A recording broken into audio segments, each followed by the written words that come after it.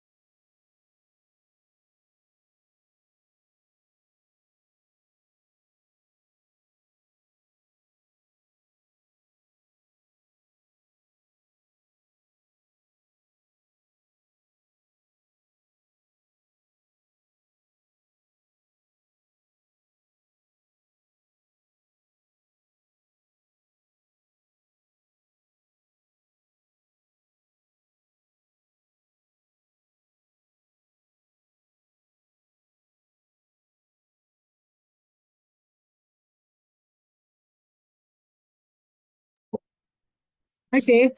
Hello, everyone. I'm so happy to see everyone. Welcome to this event, this webinar. I'm really excited. If you can turn on your video, then I want to see some faces because everybody's camera is off. So please, if you can turn on your video, let me see some faces. Thank you.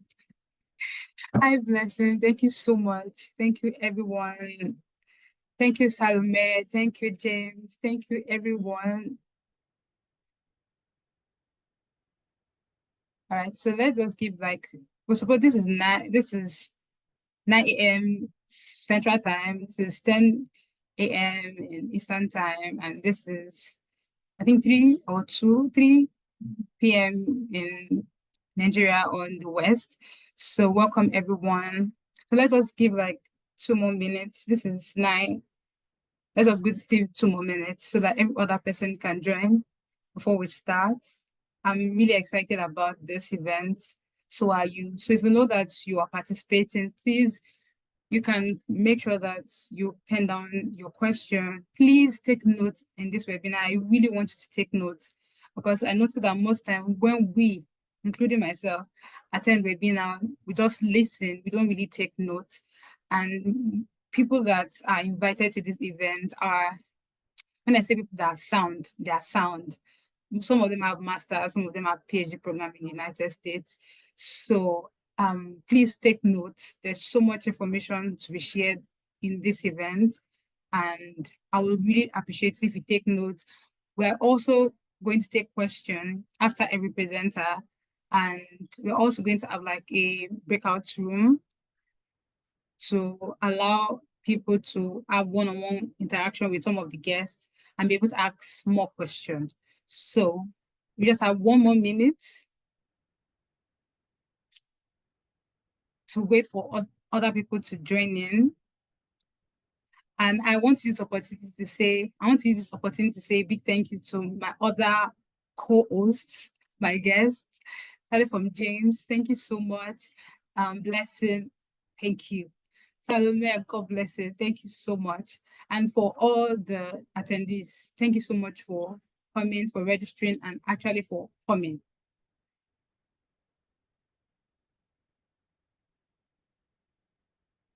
So in just I'm 1 excited minute, as well. Thank you for inviting us. thank you too. Thank you for coming too. Hi, Elizabeth. Thank you so much for coming. Thank you so much. So it's a great honor to have two doctors. Sorry, that were PhD, two doctors with us. Thank you so much, James. Thank you so much, Elizabeth, our doctors in the house. And thank you, Salome. Thank you once again, Blessing. So it is 9:03. So we're going to be starting now. So I'm going to introduce myself, and the other panelists they're going to introduce themselves while we wait for other people to join us. So my name is Monioluwa Akela Marina, and I did my undergrad in the University of Lagos. I studied law for my undergrad at Unilag, and I came to the United States 2021 for my master's in women and gender studies. So my concentration was in gender policy. So I wrote my thesis regarding a law-related policy. So that's what I did for my undergrad. And so I'm going to be asking our guests to introduce themselves. So what's your name, what you studied in undergrad, the university you attended in undergrad, and the university you attended for grad school, and what is your research interest, your research focus or interest. So I'm going to start with James. So please can you introduce yourself to us? Yeah, thank you so much for inviting us again. My name is James. I'm a research and development specialist in one of the chemical industries here in the US. I did my PhD at the University of Michigan in chemical engineering. My research was in electrocatalysis. I hope you can hear me okay. There might be some echo. Yes. Okay, so I did my research in electrocatalysis and biofuels, and I graduated last year, 2023. I started my PhD in 2018, so I did it for 5 years, and my BSc was in chemical engineering as well at the University of Lagos. I graduated in 2016 from the University of Lagos. So yeah, that's all. Thank you. All right, so I know that I'm supposed to mention this earlier. Please, for our speakers, I want you to summarize your grad school experience in 1 word. For me, my grad school experience was expansive because I had to take classes that I've never done before, that I had no a background about. So it expands. I will summarize my grad school by saying expansive. My capacity was expanded. So I'm sorry, I know that I didn't mention it earlier, but James, if you want to summarize your grad school experience, what would be 1 word that summarizes your grad school experience? Oh, 1 word might be hard to use, but I could use the word let's say experiential. Yes, indeed, there was a lot of experiences with marriage, having a baby, and being in a field that I I had no idea about before coming. So there was a lot of learning for me. So I think my 5 years doing PhD was quite experiential. Yeah. All right, thank you. So, Elizabeth, please can you, our second doctor in the house. So can you introduce yourself, where you did your undergrad, the course you did for undergrad, where you did your grad school, and what you did in grad school, and one word that summarized your grad school experience. Hi everyone. I apologize for the name. This is just the automatic name that comes up when I do Zoom registration. So, but my name is Elizabeth, Elizabeth Wahab. And when you said the prompt, the first word that came to my mind was experiential. But since that's already taken, I have to think a little bit more about the word. But to start with, I have a BA in archaeology from the University of Ibadan in Nigeria. And after my BA, I moved to Qatar in 2015 to start my master's degree in conservation science from the University College London in Qatar. I worked for a bit. Then I applied for grad school here in the US. And so I have another master's degree in anthropology from the University of Notre Dame, where I completed my PhD in anthropology as well. I think that summarizes my academic journey, so sort of. And in terms of, it's very difficult to pick a word to describe my grad school experience, primarily because the experience, I think everyone here on this call can attest to it. Experience sort of shifts depending on the phase and the season that you're in. So really putting all of those experiences in one word is quite tricky. I don't know if I can do that. But I would say that grad school really expanded me, it changed me, and it allowed me see myself and the world in a very different light more than I thought I could, really. And so that's it for me. I don't have a word, I'm sorry. All right, so Blessing. So I don't know if you know what we're talking about. Oh yes, I was here all along. Oh, sorry. It's my earpiece in. Yeah, no, I was listening. Elizabeth said she doesn't have a word, but she talked about expanding, the experience expanding. So maybe expansive is a good word for your own experience. Yes. Can I go now? Yes. Okay. My name is Blessing Uwisike, and I had my undergraduate study at the University of Ibadan, Department of English. I studied literature in my undergrad, and I worked for a few years, like 6, 7 years, before coming back to grad school. And I just completed my master's at the University of Wisconsin-Milwaukee in English as well. But this time around, I focused on rhetoric and composition. It's one of the untapped fields in English. And so I found that very interesting and applied for a PhD. And I'll be starting at University of Wisconsin-Madison in August for a PhD in English. So yeah, that's my journey. Graduate school, I think the word for me is enriching, because during a conversation, when I had to defend my thesis, my professors asked about my experience, and I told them that if I knew what I know now, and if I knew how rich this experience would be for me, I would have applied to graduate school like 5 years earlier, 6 years earlier. And so I think that's it for me. It's shaped me in ways that I can't even begin to explain. And if you are in my circle, I always post, oh, apply to the US, come to the US, come for graduate school and all of that, because it's honestly a life-changing experience. So yeah, so that's it for me. Thank you for having me in this session. Moni, I know Blessing is a little bit humble and she would not say this, and I don't know if it will come up ever on this conversation, but I think that for the purpose of this conversation, just to highlight that Blessing is a fantastic resource, and I think it's part of the reason Moni invited her, like everybody else on the call. But Blessing said she's starting at Wisconsin-Madison in the fall, but what she did not mention is that she had over about 5 competitive offers and she had to settle for Wisconsin from a personal choice. So I just wanted to say that in case you have any questions relating to that you wanted to direct to Blessing. So Blessing is the person to talk to. Sorry, Moni. Thank you.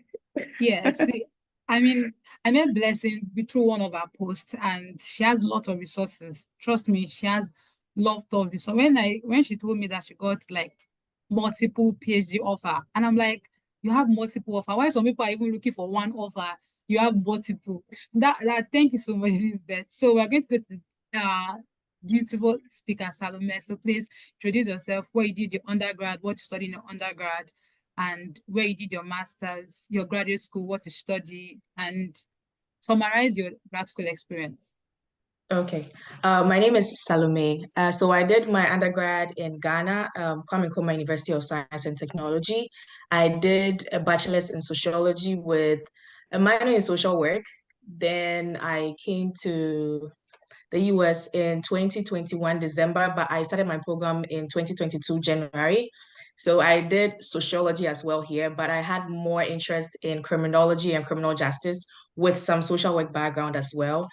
And my whole experience was, I would say, is interesting because I got to learn a lot of things. I got to meet different people, which was very very important to me, getting to meet people, getting to get connected through the people I got to meet. And just the whole experience of it's just meeting people. That's the thing, getting to meet the wonderful people, getting to study what I studied. It was quite difficult from the start, but with time, that's what I'm saying, it's interesting because it was a whole package on its own. So I think I answered all the questions, right? Yes. Yes. All right. So for everyone that I invited, I'll just share the reason why I invited some of them. So this one reason why I invited Salome, the last person that spoke, was that she did sociology and social work. And someone reached out to me on my YouTube channel and she said that I heard that if you study sociology or social work, that there is no funding or scholarship for you. And I know with first-hand experience that Salome had funding for her program. So one of the misconceptions about grad school is that it's only those in science and engineering that get funding. But they don't know that many of us that did humanities, arts, have kind of got funding. And this why I invited Elizabeth is she did a course that is not so popular, anthropology. Like, what does anthropology? Because the first thing that came to my mind is, where is she going to work? And I hope that she would just share some of the places, like how courses like that are not so popular, we can take advantage of them. And this why I invited James. I mean, that's my husband. So the reason why I invited him is that he did engineering, chemical engineering, and like that's like one of the big names courses. And he was sharing with me how he first got an offer in one school, and he used that admission from one school to negotiate for admission in another school. And I found that very interesting because that's the first time I heard that people can actually negotiate admission. Like, I have this admission and you now apply to the school that you want to go, that if they can like give you admission like that. So I want to say a big thank you to all the guests. So now we're going to dive into it. So I'm going to share my screen now. I just want to run through the whole graduate school application process, and I'm going to be fast about it.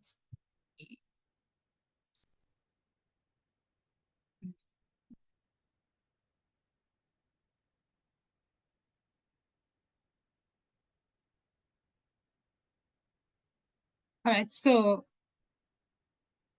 when I said ahead of 2024, 2025, ahead of 2024 and beyond, is that I know many people have reached out to me and that they're like, they didn't get admission this year. Is there hope of them ever getting admission in the future? And I'm like, there's no law that says if you don't come to the US this year, you can't come to the US again. I've seen people that have gone for like interview 2-3 times and they're still able to get their visa. So do not give up yet. So let's go to it. So in the US, we have like different type of degree for grad school. We have Master of Arts, which what I did Women and Gender Studies. So I graduated with the Master of Arts, Master of Science. LLM are for those that studied law, and PhD That's like the highest. But recently I heard that some people are doing postdoc. I don't know why, but I believe that there's a reason why people do postdoc. So we have PhD, which is generally considered the highest, and they have like doctorate title. They call them like doctor, the academic doctor. So in your program, you can do like a thesis or a non-thesis program. But I heard that if you are doing like, if you want to go for PhD, you have to do a thesis um, package. So now another thing is that I want you to know that it's possible for you to go directly from undergrad to a PhD program. You don't necessarily have to do like a master's before you do a PhD program. So most people don't know that, but I want you to know that it's possible for you to move from doing like a undergrad to PhD. And I think most people that do that are those like they had like first class. So they move from like undergrad to PhD program. So the requirement is basically like a standardized test, just like GRE, TOEFL, is it TOEFL or TOEFL? And it's like a English proficiency test. And we have like GMAT, and those are things for business related courses. But I want you to know that there are some schools that are waiving this standardized test. Like the school I went to, they waived like TOEFL for me because I had like a document from my school that indicated that my language of instruction was English. So there's no need of me doing it. So there are some schools, I just want to bring this out, that there are some schools that are waiving standardized tests. I don't really need to write this test to get into this school.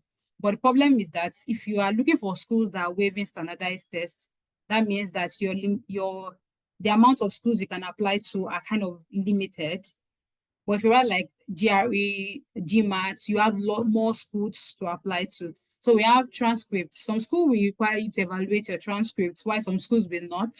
So that is a breakdown of your results. And also we have letter of recommendation, statement of purpose, and the English proficiency test I mentioned earlier. So now, this is the aspect that a lot of people are really interested in funding. There are different ways that you can fund your education. The first one is like your family support, your parents are paying your tuition. I mean, tuition is a big deal in the United States. And I always tell people that when you're searching for school, tuition is the first thing you should look at. Some schools are like high-end, their tuition is high, while some schools, their tuition is a little bit moderate. But in case when you know that like your family cannot pay the whole tuition, you can make use of financial aid opportunity. And the first on my list personally, because of the benefit that comes with it, is graduate assistantship. So graduate assistantship can either be teaching assistantship, research assistant, or administrative graduate assistant. For my first year, I was like a administrative graduate assistant. Then my second year, I was a research graduate assistant. So the benefit of graduate assistantship is that like for international students, generally you pay out of state tuition. So the amount international students pay is higher than the amount that domestic students pay in the US. I think sometimes like twice the amount of domestic students. But if you get graduate assistantship, you will be paying what they call in-state, means that the normal amount that like domestic students pay, that's what you're going to be paying. And if you get a graduate assistantship, whether 100% or 50%, you have like a tuition waiver. So when I say 50% means that the university will pay for only 50% of the tuition. But if you have like 100%, the university will pay for 100% of tuition. And also you work 20 hours. Generally, most international students, the maximum you're allowed to work in the United States is 20 hours. And also you also be given stipend. So the stipend, I think it depends on the state you are. Like if you are in state like California and New York, where their cost of living is high, your stipend will definitely be high. But if you're living in states that are a little bit reserved or in the interior part, your stipend, so that's why I said that your stipend can either be between $1,000 to like $2,000 every month. But I want to know that it's going to be taxed. So by the time it's taxed, if generally you're supposed to get like $1,000, you may be getting like 800 and something or 900 and something. Another way to fund your education is scholarship. So universities have internal scholarship and external scholarship. So one thing about scholarship that I want us to know, especially internal scholarship, is that you can negotiate scholarship. So that, what I mean is that, for instance, if a school offer you like, if your tuition is $50,000 and a school offer you a scholarship of $20,000, so you have like $30,000 deficit, and you have an admission in another school that is offering you a higher scholarship, but you want to actually go to this first university, you can negotiate your scholarship, meaning that you can write to the school you want to go to and say that you want a request for them to increase your scholarship because you want to attend that school. But generally, you can, when I say internal scholarship, scholarship from the school, while external scholarship are scholarship from either alumni, some organizations, because I know that there are some organizations that give scholarship for certain students or certain class of students. Another one is fellowship. Most of the fellowship I see is that you'll be required to come back to your country. It's not all fellowship, but some fellowship will have certain caveats or conditions that if you accept this money, after your program, you come back to your home country. So another kind of funding is student loan, which is not something that people really talk about, but it's the form of funding. You can take student loan in the United States. There are banks or credit facilities in the United States that give funding, that give loans to both domestic and international students. So another thing I want to say about funding your education is that some schools allow instrumental payments. Like you can pay for your tuition in installments. So, but you have to apply for that. So when it comes to timeline, we have two types of timeline. We have the priority deadline and the general deadline. I always recommend that people submit the application around the priority deadline, because if you apply during the priority deadline, you have a high chance of getting funding, because funding is first come, first serve. Also, we have general university deadline and departmental deadline. So please, a university can indicate that this is like the deadline, while some departments will have an earlier deadline than the university deadline. So please check your university, the department you're going to, about the deadline that they have. We also have academic session. We have the fall and the spring. Generally, people come for fall, but also there are some schools that are taking people, especially international students, during the spring. And one of the myths is that in spring, you don't get funding. There are some schools that actually give funding during the spring. It's not just fall semester that people get funding. So you can also apply to universities for spring intake. And another thing I want us to know is that there are some programs that actually start in spring. I mean, a friend of mine, she did nursing, and she told me that our cohorts actually, our sets actually started in spring semester, not fall semester. So please make sure you check that when you are searching for school. The assignment of purpose is where you tell your story, basically. So your assignment of purpose is a way of introducing yourself to the admission committee. So now, this is where I'm going to wrap up. What are the admission committee looking for in every application? Number one, in the academic performance. You must do well in undergrad. So, but the mistake many international students have is that they believe that if they don't have first class, they can apply to grad school. And that is not true. This is because there are so many things that the admission committee is looking at in your application to determine whether to give you admission or not. It's not just your academic performance. And like your statement of purpose is where you tell, as I said, is where you tell your story. There's a way you can use your statement of purpose to explain to the admission committee why you didn't do so well in school. Like, let me just share an experience. When I was in my fourth year, I had an accident in school, and I had like POP on my leg for a while. And so I missed so many classes in my fourth year. My fourth year result was bad. I mean, it was bad because I missed like weeks of classes. And I used my statement of purpose to explain that my results in my fourth year was bad, but this is how I was able to overcome that situation. So apart from your academic performance, your transcript, your results, the admission committee is also looking at your recommendation. You need a strong letter of recommendation. So who can give you a letter of recommendation? Your professor, your employer, whether current or past employer, if you work for any NGO organization, they can give you a letter of recommendation. your mentor can give you a letter of recommendation. So you need letter of recommendation from someone that know you either professionally, academically, or personally. That is why some schools are now allowing mentors, professional mentors, to give letter of recommendation, because they know you based on their professional experience with you. Also, you need a strong leadership quality, and that is why I always recommend that international students should try and volunteer for organization. And because volunteering for organization can help build your profile, especially for those that do not have like first class or strong 2-1 results. But you are trying to show them that beyond my academics, I have strong leadership qualities. So this is something that you can build on as an international student, to show that, because one thing about grad school that many people don't know is that grad school is beyond academics. It's beyond, I mean, people don't really concentrate on first class or 2-1 like that in grad school, because getting a first class or 2-1 is, I think, based on, I mean, this is my opinion, is easy, because your professor already tell you like assignment is this percent, class participation is this mark.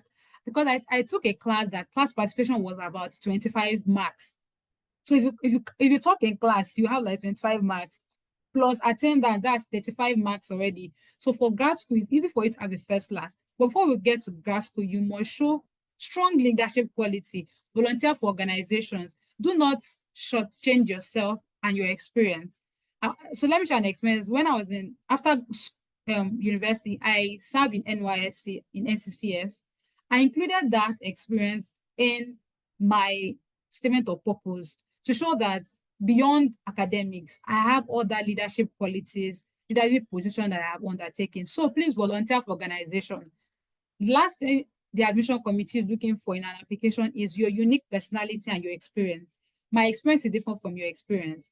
And that's why your statement of purpose is where you are talking to the admission committee that this, I want you to meet me, know me. So as I always say in my YouTube channel, that your letter of recommendation is the admission committee knowing about you through the voice of another person.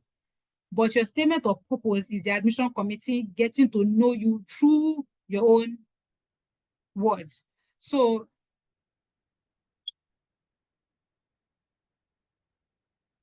all right, sorry for that. So I want you to know your unique experience and personality. So when I was writing up, applying to women and gender studies, one of the things I said in my statement of purpose was my experience working as a lawyer in Ministry of Justice. And I volunteered for an advocacy work. It's about human trafficking in Nigeria. And that was the story I told in my statement of purpose. So you need to talk about your unique experience and personality.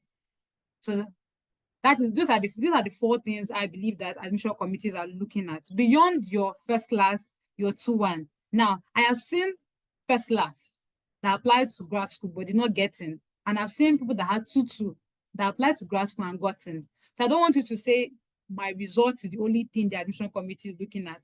I'm looking at other things to determine whether to admit you or not. That's the end of my presentation. All right, so thank you so much for listening. I hope you were able to take 1 or 2 tips from things I said. I want you to know that going to grad school is a very beautiful ambition that you can aspire to. I mean, I don't want you to shortchange yourself because you did not have a first class and allow fear to stop you from applying to grad school. Because there are people that apply that do not have first class in undergrad but had a first class in grad school. So do not limit yourself. So now we're going to go to our guest speaker, and I want them to share their experience. Some of them, I know them intimately. I know most of them very well. And I know that they have very beautiful graduate experience. So I want them to talk about their graduate school experience, what they had in mind when searching for schools, how they decide that I want to go for, because I did law, but I didn't go for an LLM in law immediately. I went for women and gender studies because I was interested in policy making, the gender aspect of policy making. So I want them to share their experience, how they decided that they want to go to grad school, and how they prepared for the application, and how they build their profile, and what the advice they can give to international students that want to go to grad school. So I'm going to start with Blessing. So I know that this is your area. I mean, you can also talk about funding, everything about grad school that you wish you had known or that you are glad that you knew before applying to grad school or starting your program. So it's a Blessing. Okay. I'm sorry that I would make a lot of reference to my friend here, Elizabeth, but my grad school story actually, she played a significant role in that part. And I think I would start from there.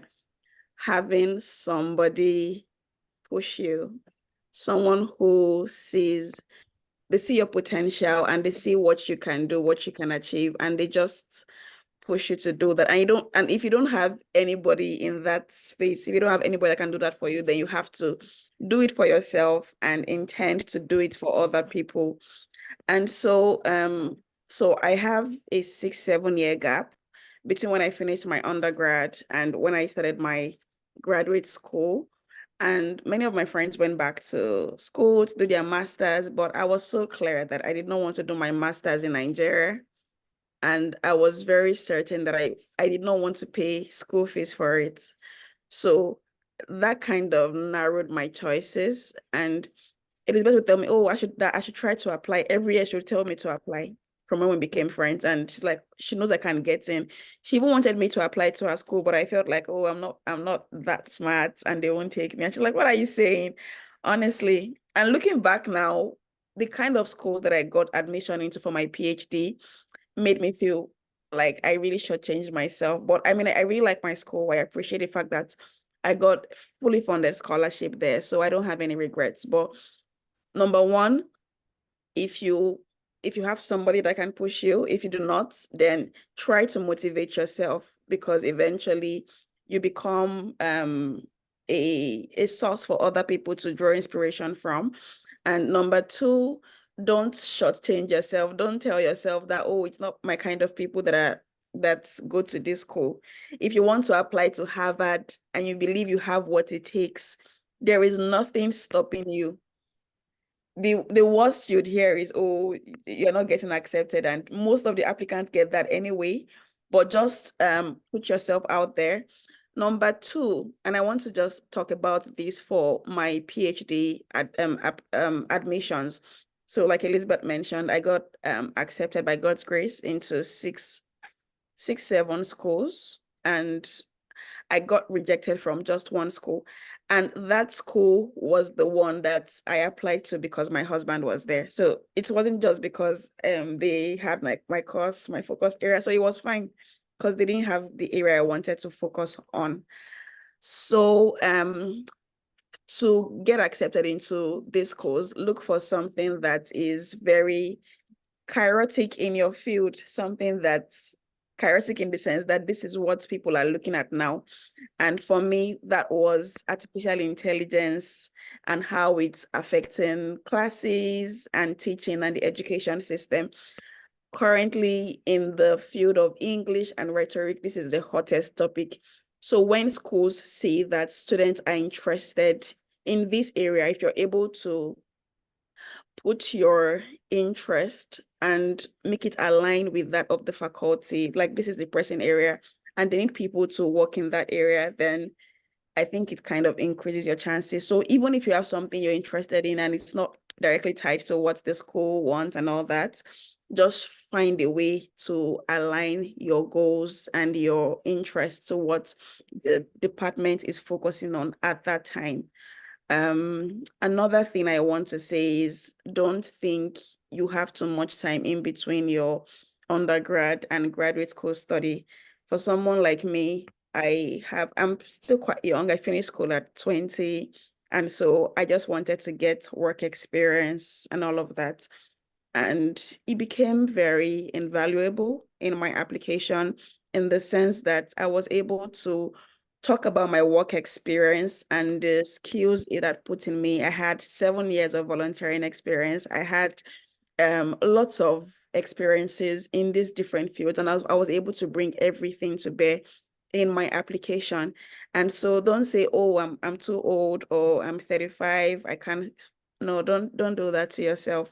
If there is a vision in your heart and you believe that with a graduate education, particularly in the West, because master's here is very different from what it is in Nigeria or Africa.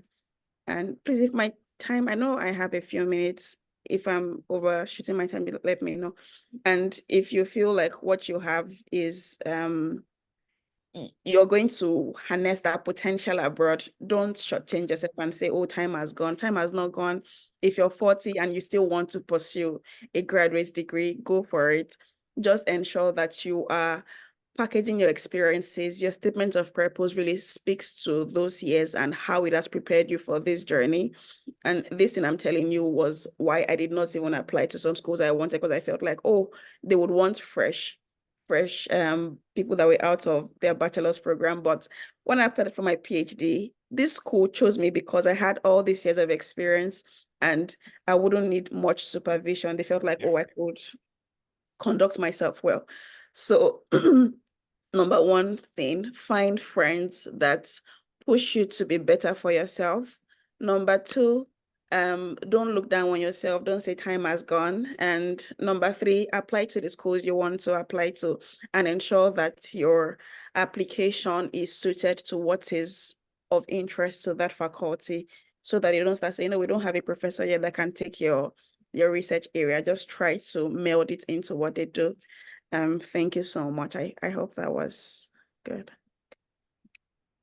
Yes, thank you so much. Thank you so much. All right, so we just get all the speakers together, make their presentation before we start questions, because I know many people have questions to ask. Yeah. I also have questions to ask too. But so let's go to the to Elizabeth, because she did PhD in anthropology. So I want her to share her own experience and advice, tips, things like that. Okay. Hi everyone again. I will just build on some of the things that Blessing have said, and I may reiterate some of the things that Moni had shared as well in her presentation.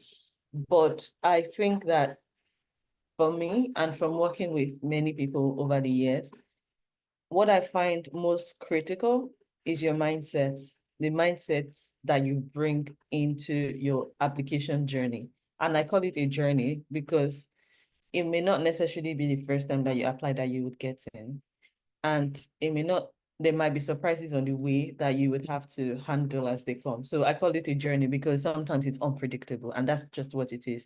And it's really not about who is the smartest. Sometimes it is about that, but it's about showing the relevance of it's about showing the relevance of your work and yourself, really, what you bring to the table many times, but not always.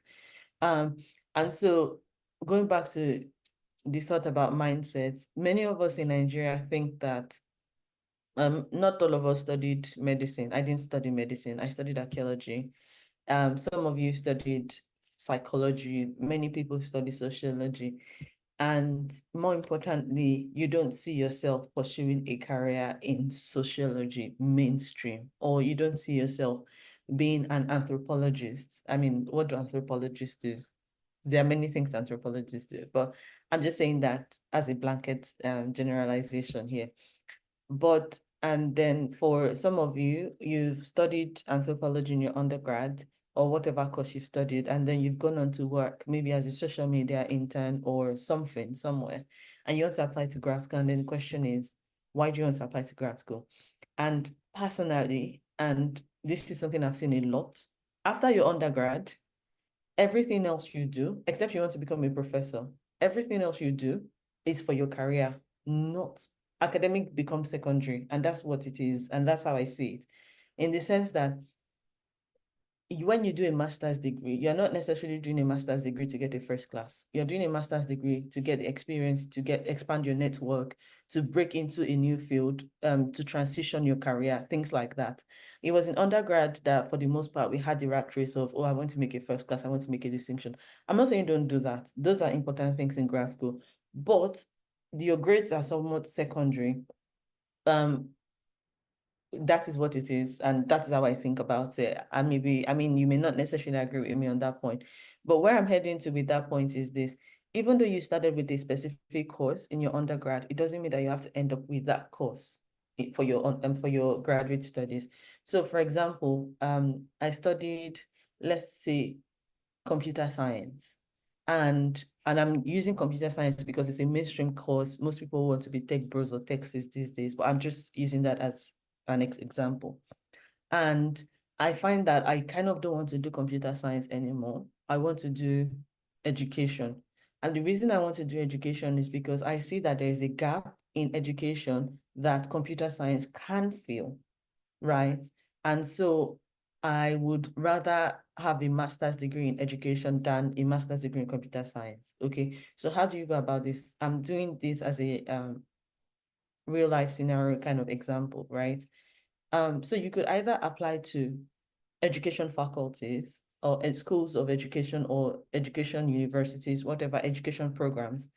And in your SOP, you tie education to computer science that you have a background in, highlighting how your experiences or your skill set sort of put you in that position to sort of bridge the gap between those two disciplines, right? Or you can apply to computer science and choose to focus in education just because the university allows you to do that. And I'm saying this that I'm using computer science because it's a mainstream, but think about it. If you study something like sociology and you want to go into policy, like Salome here did, or you study anthropology and you want to go into biomedicine, but not necessarily become a medical doctor. Anthropology is about the study of humans, how humans do, right? How humans relate every day since humans appeared on the surface of the earth. And so how does anthropology put you or position you in a fantastic place to address questions in biomedicine that people in biomedicine may not even see, but you see because you're an anthropologist and you bring that lens, you bring that experience to biomedicine. Anyway, that is all just to say that grad school gives you a fantastic opportunity to transition if you're looking to transition your career, or if you're looking to expand on existing skill set and things like that. You don't necessarily have to think that you are tied to what you did in undergrad. And that's my first point. The second point is, since graduate school is a journey, you have to prepare for the journey. And preparation is not something that you should do by yourself. And I like that Blessing talked about looking for friends that can help you. But for some of us, or for some people here, you do not necessarily have friends who have walked the path. So what do you do? Because you don't have friends does not mean that you should give up, right? You can look for mentors. I'm sure Moni, Blessing, probably Salome, and James can support you on your graduate school journey, right? They can help you read your SOPs. They can help you read your CVs. People are always available. You don't necessarily have to pay. I know some people do this for money. If you think that you're motivated by paying people to help you, I mean, some people literally are motivated because they pay, so they become more dedicated. If that's your call, please do it. And to be honest, sometimes you have to pay because of the value that you would get from paying, right? When you pay someone to help you, be sure that, except if the person is a scammer, be sure that they will help you, right? Because you have paid and you have invested, right? Excuse me, you have invested in it. And so when you pay, you are investing not in yourself right now, but in your future. Because the truth is this: if you pay $100 today, when you make your stipend, when you graduate, when you start making that money, that $100 is what is the foundation for you. And then everything else is built on top of that foundation. So I'm just putting it out there. So when you pay, please do your pros and cons, see who you're working with. In fact, if you want, sample people out first before you pay them for anything. Book a consultation with them, see how they think, see if you're well aligned, right? And then commit your money. If you commit your money, depending on the person, but for the most part, what I've seen publicly and some people that I've interacted with, when you do pay, you get even more value, to be honest, than when you do not pay, especially if you don't know the person, because they don't dedicate their time to you. If you don't know the person and you want them to be your mentor, they can work with you, but you may not be their priority. And that's the truth. But when you do pay, then you become someone else's priority, and then they can literally walk you through the journey. So that is to say, really, weigh your pros and cons. And I have to also say that when you apply to grad school, you have to be very, very, very, very strategic. And I think that has come up a lot in everybody's comments here, especially now that I think most people on this call are either Nigerian or West African. Exchange rate is not smiling. Grad school applications are expensive. If you're applying to 10 schools, think about it. Even if you're paying $50, that's about $500 in application fees, right? And you don't want to burn $500. So you have to be strategic so that you don't burn it, right? And that's why you have to think about maybe allocating $100 to someone to support you, mentor you, making sure that, you know, you're on the right track, doing what you need to do. And then you spend the remaining, they help you spend the remaining $400, you know, strategizing about schools you should be applying to, what programs you should be applying to, and things like that, right? So there's that. But beyond that, Monia has talked about, you know, schools on different scales.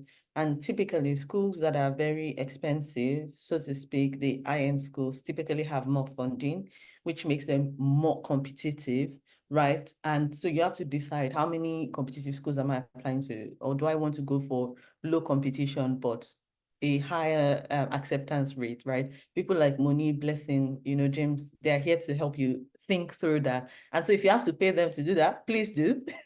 The other thing is, again, since it's a journey, you need time. I know that some of us have good lives or busy lives, but we still want to go to grad school. But please try as much as you can if you want to dedicate your weekends. If you are planning to apply to grad school, dedicate your weekends to your applications, your CV. Moni has talked about this over and over, and I cannot overemphasize it. Your portfolio, your application packet is what people see before they see you. Like, sometimes you won't even see your advice until the first day you step your feet into the United States of America or Canada or wherever it is you're going to, right? So you really need people to help you package it. Like, it's not something you can do by yourself. If you think you can do it by yourself, all well and good, please go ahead and do it. But if you have never applied to grad school before, how do you even know? How do you evaluate yourself before your evaluators evaluate you, right? Really, I would strongly recommend, don't do graduate school application by yourself. You could be fantastic, brilliant, all of that. I mean, if I want to talk about myself a little bit, I feel like I had a fantastic package when I first started my application. But because I sent it to some of my friends who had gone ahead of me, senior friends, colleagues, and mentors, they really looked into and they're like, oh, Elizabeth, you've mentioned this, but do you think you could flesh it out a bit? Because this person does not even know what Ibadan is. I mean, simple things as, for example, my school is located in Ibadan, or I grew up in Ajegunle. Let me say, they don't know what Ajegunle is, but to you, you have said that, oh, Ajegunle is core to your soul, but they don't see it, even though you see it, right? So just having someone else, I hope I'm not running too much out of time, but just having someone else, and for me, that's the most important takeaway from today, is have someone be your partner. Let someone walk you on that path, and you would be all the more better for it. So that's it. All right, thank you so much. Like, I remember the first statement of purpose I wrote. In my mind, I wrote well. I wrote well. And when I sent it to somebody to read, the best, I sent it to my husband to read, and the critique was heavy that I almost gave up. Because in my mind, I felt like I've written, me. I was not seeing red, I see her. Like, out of and another mistake I made was that I didn't know that was like a word count. I wrote too much. And by the time I now learned that when you're writing your statement of purpose, it's between 500 words to 1,000. Don't go beyond that. So that's just to add to that. Also, I wanted to add to what Elizabeth said. Someone reached out to me last week and she did nutrition and she was wondering what to do in grad school. And I said that, you know, that with nutrition, you can go to public health because there is a public health part of nutrition. And the funny thing that when we started looking for school, we realized there are so many schools, especially in spring 2025, that have scholarship to give people that want to come and do public health. And I'm like, do you know that there's a way you can couch your experience working in childcare facility as a nutritionist to build a profile for public health? So just as I said, that the fact that you studied law does not mean that you have to study law in grad school. You can go into policy. The fact that you studied economics does not mean that you have to do economics in grad school. They are like, because there are different aspects of economics that you can explore. So we're going to go to Salome so that she'll go, then James will wrap up this session. So Salome, please be getting your question ready after James. Okay, so for my experience, I would say, as I said, I would start with the school, how to search for schools, right? For me, I was looking more into what my interest is. So for sociology, I was thinking I want to do criminology. So I was looking for schools that had a criminology in the departments, like doing criminology in the department. So they have different interests in sociology. So we have like social inequality, criminology, family dynamics, race and ethnicity, and all that. So it depends on the interest, your specific interest, as Moni was saying, and also the location. So where do you want to go? Do you want a place that is very cold or a place that is like warm for you? For me, I didn't mind. I'm like, I'll just adjust anywhere I go. So I was just applying like to school just in general. And I had friends who were here help me out to look for the schools. And also when you are looking into the schools, focus more on the interest part of it, but more like the faculty. So do you have any faculty member that aligns with your interest? Any faculty member that you know can help you out with your interest? And very much consider the financial consideration, like consider the financial part of it. Do they offer like graduate assistantship, as Moni says, scholarship, financial aids? And are they still available? Because by the time you apply, maybe it's already gone. So you have to consider that. And also the acceptance rates for the school. What is the acceptance rate for the school? Is it a very high earned, depending on the grade you get? Are you in the first class, second class, depending on what you get, just look into the acceptance rate and also the application requirement. Then when it comes to securing financial aids, for mine, I just applied for graduate assistantship. It was more about graduate assistantship for me, okay, because I feel like that has more benefits when you get stipends. And I got coming in, I got 50% funding. And when I got to the US, someone told me, oh, you could just talk to the departments. They might be able to help you get full funding. So that's when I was like, okay, let me just send this person an email, kind of like help me if I can get a full funding. So when after talking to these people, they gave me the full funding for the first semester, even though they took it the second semester, but I got it for the subsequent semesters. So getting to know like if they can help you out with the financial aspect. And also some people think, and which I also thought, that employment, when I come, I will get employment on campus, like the employment on campus is like $10 to $15 an hour. Most of it, those employment on campus. So you cannot rely just on that. Those campus opportunities. You can just look into graduate assistantship, which can be in your department or in other departments as well. And the one thing that is very important to me, networking. Networking is power to international students. You have to network. Who do you know? So when I was coming to the US, I thought, oh, I don't know anyone in the US. I don't know anyone in the US. So I kind of like when I got the visa, that's when I was looking, oh, who actually goes to this school to like, are there any Ghanaians in this school? So I just went to LinkedIn, typed in the school name, and I got a list of people who go to the school. Then I looked for a Ghanaian in the school. So that's how I got connected to someone at Eastern Michigan University. So the person linked me up, kind of like came to pick me up. So it all depends on who you get to meet. And these people will help you out, connect. And also when it comes to, I mean, if you're a Christian, it depends on your religion. For me, I'm a Christian, so I connected to people from the church as well when I got here. So who do you meet in church? I got to meet Moni in church. I got to meet James in church. And even the person who linked me up to the job I'm currently doing was in the church. So it's just the connection, who you know, who you get connected to, who you get to talk to. I got my full funding because I talked to someone when I got here. So it's all depend on the networking. And these networking will help you get job leads, also help you personally grow, and also get resources as needed. And you have to also make sure you go to career fairs when you come in. But sometimes from the start, it seemed overwhelming. That one, I would just say, like, it's for me, everyone has their own personal experience, but for me, it was quite overwhelming because we had a different way of learning. I did sociology in undergrad. I came to do sociology for my master's, but it was quite different. Like how, even though it's the same degree, but I mean in a different, that's like a master's, but it was just quite different. Getting to do a lot of presentations, getting to do assignments every week, group work presentations and all that. It was just overwhelming. But when you pass through the first semester, which you will need people, as I said, you have to get a peer grouping. When you get past the first semester, I feel like everything is going to be kind of smooth depending on your pace. For me, it was just after the first semester, everything went well for me. So it's just more about how you put your efforts. And also when it comes to getting internships on campus, getting OPT, finishing school, when you finish school, what are you going to do? It all boils down to connection. And for internship, I would just tell you, just apply early, even with the graduate school, before you have to apply early. And I think Moni has already said that just apply early. Make sure you apply everything you do, just apply early. Just apply early so that you can get more opportunities. Even some people don't qualify, but they still go about to get it because they applied early. I mean, my presentation was fast, but if you have any questions, Moni, I'm done with it.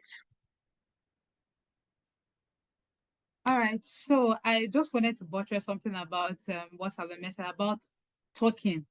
A open mouth is how they put it. If you can open your mouth to be blessed, a closed mouth is a closed destiny. Let's just put it that way. This is because when I came, I also came with 50% graduate assistantship. And like the first week I came to the US, my husband told me that he heard that some international students did not get visa. So that means that some graduate assistantship will be left open. So he asked me to send an email to my program coordinator asking that, please, if you have more funding, I'm available. And I told him that, what you look like, this girl is asking too much because you already have 50%, you are still asking for more. And he said, my husband said, the highest they will say is a no. And when you get a no, you move on. But it's better for you to ask and get the no than for you to not ask and not be wishing that if I had asked. And so I asked for my professor. My professor said, no, they don't have. Like a week later, my professor sent me email that I might still open for extra 50% GA. And that's how I was able to get 100%. So do not keep quiet. Even like one of the things I did when I started searching for school was to send emails to the graduate coordinator. Send that email. Do you have graduate assistantship? Before I apply to your school, because I don't want this where I will apply to your school and you guys don't have funding. And I always tell many people that do not apply to a school. If you know you are looking for funding, do not apply to a school that does not have funding to give you. Some schools will expressly state that there's no financial aid for international students. So you're not applying to that school and asking them for financial aid. They will not answer you. So please make sure that you build a relationship with your proposed graduate coordinator, because when I got my admission, even when I came to the US, that's when my graduate coordinator's tenure expired. And she was able to help me, like connect me, to recommend me to this person, to this person. And I also had a friend, she studied nursing. And when I asked her how she got her graduate assistantship, she said that her graduate coordinator recommended her. So she didn't apply for GA. Her graduate coordinator just because she was able to build a good relationship with her graduate coordinator. So just as Salome says, it's who you know, even though it's not like the way it is in Africa about who you know. But in this place, you can easily build a community and connection. So to wrap up this session, James, you help us with your experience doing PhD in chemical engineering. And even I want him to, before you talk, I want him to share his experiences that he went to University of Michigan. And University of Michigan is like the top 10 university in the US. They're dragging with Harvard and MIT in some aspects. And I just wanted him to share his experience, how he got into University of Michigan. I wanted to apply to University of Michigan, but I felt like I was not qualified. I had a 2-1. I felt like I was not qualified and I didn't apply. When I got to US, I met a friend that told me that she too, she had 2-1 and she applied to University of Michigan. She got in. I'm like, if I had known, I'd have applied to the University of Michigan, but please. All right. So you started the meeting by asking people to write, and I've been writing, and I'm not going to go to grad school again. So I hope this recording will be available for people, because I think some people have been asking me to send the link, probably didn't get the link to register, but the guests that you invited so far have been explosive, and I really wish I had this knowledge before I applied for grad school. So again, thank you for organizing this. I'll start with the importance of a mentor when applying for grad school. It's all about perspective. What they see from their experience of being in, I think there's an echo a little bit. We're in the same house, so I can hear the echo, that's why. So what they see, what they see from applying or from going through grad school, you cannot see that. So you need a mentor that, sorry about that. You really need a mentor that is actually passionate about you. And that was a little bit hard on reviewing some of my wife's SOP, because when I joined, my perspective had changed. I've started seeing, yeah, thank you. I started seeing things from a different light. So when I see someone's SOP, I could be a little bit aggressive at times, because sometimes the perspective they are coming from is a little bit, I don't want to use the word myopic, but it's a little bit different from the perspective that I see things, or people in the US might see things. So I would advise, please get a mentor.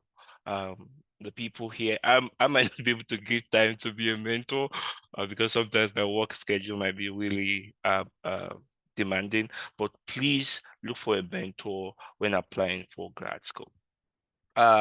Also, I would talk about the school you want to apply for, because I have, when my experience at U of M, I was a strategic recruiter, and even right now working for Dow, this is what I call strategic recruitment. So they don't just recruit from anywhere, right? So you need to apply to schools where you somewhat gone through the database of the alumni.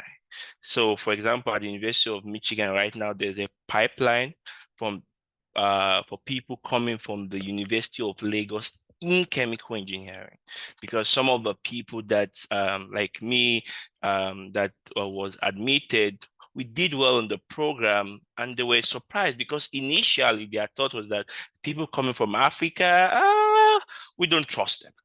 But now you have someone who came here, did a PhD, did great work, and they admitted someone else, and he did great work as well. Wow, please, that's a pipeline. So do that search. It will help you. It would ease your application struggle. And also think about your career, because also there are strategic recruitment from jobs. So like where I work, they recruit mostly from certain schools. I didn't know that. So if you look at your career ahead, probably where you want to work. I know some of us don't have that. I just want to get into grad school. That's it. That's fine. But you can do a little bit, make things easier for you. Look at the jobs you're looking for, and kind of search where people, their current employers, where they graduated from. You can kind of see a trend, about where they graduated from, and you can apply to those schools. So one thing I wanted to make known is that I attended, my graduate research was in electrochemistry, electrocatalysis. I had no experience about electrocatalysis. But what is important for you to get into a school is beyond your intellectual capacity or prowess that you've shown in undergrad. They need leaders. Blessing have mentioned this, Liz has mentioned this, Salome has mentioned this. They need leaders. People that can take initiative, like recruitment. These professors are busy. They want students to take the recruitment process by themselves once you get into the school, right? So have you demonstrated that, okay, maybe you have organized events in wherever you're coming from, Nigeria, for secondary school students to come into your school? These are easy things you can do at this time while you're preparing to add to your CV. You did this, right? You organize a research symposium in your undergrad right now. Maybe you have graduated already. You're not in undergrad. You can still do that. You can still get involved with organizing things like this. Lead outreach. So these are very important skill set that they look for beyond your 2-1 and your research experience. One thing I want to also emphasize on is your SOP, which I get to see now. A lot of people use generative AI tool like ChatGPT and Copilot. These tools are very important for learning. Use them to learn things you don't know. Use them to learn, but please don't generate an SOP from a ChatGPT or from any. Don't do that. They can, even a human that is not really well educated can support it. I know you are busy, people are busy, you just want to get into school, but they want quality candidates. So I really want to encourage you. If you think no one knows, everyone knows. So use those tools to learn. It's like you are engaging a professor. You want to learn about electrocatalysis, you want to learn about sociology and how you can use that as a research. You don't know, do those research with the tool. So yeah, I just wanted to bring out those tips and a little bit about my experience. I applied to 3 schools. I applied to University of Texas, Houston. I applied to University of Michigan, and I applied to Michigan Tech. So I got 2 offers for Michigan Tech and University of Michigan, but I got my Michigan Tech offer first. And the stipend wasn't much, but I used that actually to kind of talk to the department at U of M, that's University of Michigan, that I already got this admission, I want to accept it. And yeah, they actually accepted me. I think it was just 2 days after, and I got my admission. So but just to wrap this up, please, the issue about a mentor for your graduate school application is really. I had a mentor, and in fact, I'm having a meeting with him. So he works for Boston Consulting Group right now. So think of people that are passionate about you, so, and people that, can really help you. So I think that's where I would stop. Is there any other thing that, I should be discussing about? I think you asked that in the question or in the breakout session. Moni, over to you. All right, thank you. Sorry, I had some of my video. We have a visitor here. So I wanted to say something to wrap up this session, that I personally would recommend that as an international student, do not apply to just 2 schools. Do not apply to apply to more than 2 schools. I mean, I applied to 4 schools. I only paid application fee for just 1. And I made sure that all the 4 schools that I applied to, they did not ask me to write tests. Because number one, I was working in a law firm and I was closing from work by 10, 11. So I did not have the time to prepare for a test. So I make sure, and it also, even if the school did not indicate that we are waiving proficiency exam, what I did was that I wrote to the graduate advisor and asked her that I have evidence to show that my university language of instruction was English. Do I need to write TOEFL? And she said no. And I just needed to submit a letter from my school saying that our language of instruction was English. And I saved myself money from writing TOEFL. So as international students, please ask questions. See, bombard your graduate advisor with email. Let them be familiar with you. And also, even with the response to their email, can determine which school you want to go to. Because there's a particular school I actually wanted to go to apart from EMU. But the graduate coordinator used to take like 2 weeks to reply email. And I was like, no, I can't do this one. So that is another thing. Please apply to like 3 schools. Even if you want to pay application fee for 1, look for other 2 or 3 more that will give you application fee waiver. please apply to, and also the reason why I always recommend that you apply to more than one school is that so that you can have bargaining power when it comes to scholarship. Because there's one thing in admission that is called negotiation of scholarship. That is when one school gives you scholarship and you negotiate for a higher scholarship from another school that you really want to go to. So if you apply to only one school, if the school did not give you admission, there's nothing you can do. So apply to like 3, 4, 5 schools. Look for schools that are waiving application fee, schools that are waiving proficiency exam or standardized tests. Look for schools that have scholarship. And before you reach out to someone, please make sure that you do your own research. I mean, and I know so many people have reached out to me and say, I want to go to the school you went to. Why do you want to go to the school I went to? He said, because you went there, because the school have money. And I'm like, don't just, and the person asked me that I should give her a list of schools she can apply to. And I said, I can't give you a list of schools to apply to because what I'm looking at in the school is different from what you are looking at in that school. And when I was applying to school, I knew that I was going to Michigan. So all the school I applied to was in Michigan. Why some people, Michigan weather is crazy. The snow there is crazy. Why, if you know that health-wise, you can't stay in a cold place, why will you now want to come to Michigan because you know that they will give you scholarship? Because there are many schools actually that are giving scholarship like that. Also, I mean, we have just one question. The person said, good day, which school do you advise I apply to for graduate study in MSc in public health?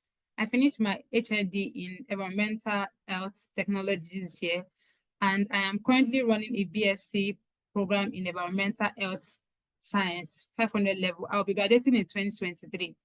So this is a very good time for even start preparing. You are graduating 2023, so you have lots of time.